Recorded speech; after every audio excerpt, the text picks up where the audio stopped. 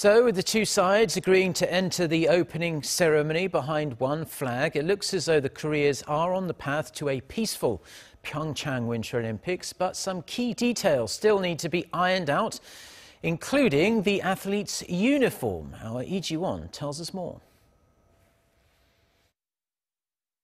The first time South and North Korea marched into a sporting event together was at the 2000 Sydney Olympics, and since then they've done it 8 more times, the most recent being the 2007 Southeast Asian Games in China.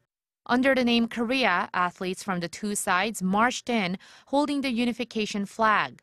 Their entrance music was the much-loved traditional folk song Arirang.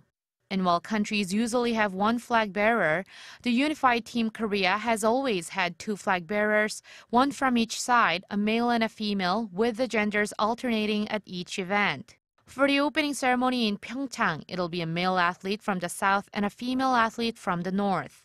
These are the same conditions as when South and North entered together at events here in South Korea, namely the 2002 Busan Asian Games and 2003 Summer Universiade in Daegu. But some experts say that while the two sides might come in together this time too, they'll do so each holding their own flag. This Olympics holds a great deal of meaning to South Koreans since we failed numerous times before finally getting to host the Winter Games. But to not see the national flag of the host country could be quite disappointing to many. Also, the international community's perception of North Korea has changed very much compared to 10 years ago due to Pyongyang's aggressive nuclear development, so it's something to be discussed.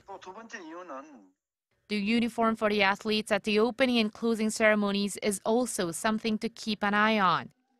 The uniforms for some 100 South Korean athletes and dignitaries have already been made, and they feature the South Korean flag taegukgi.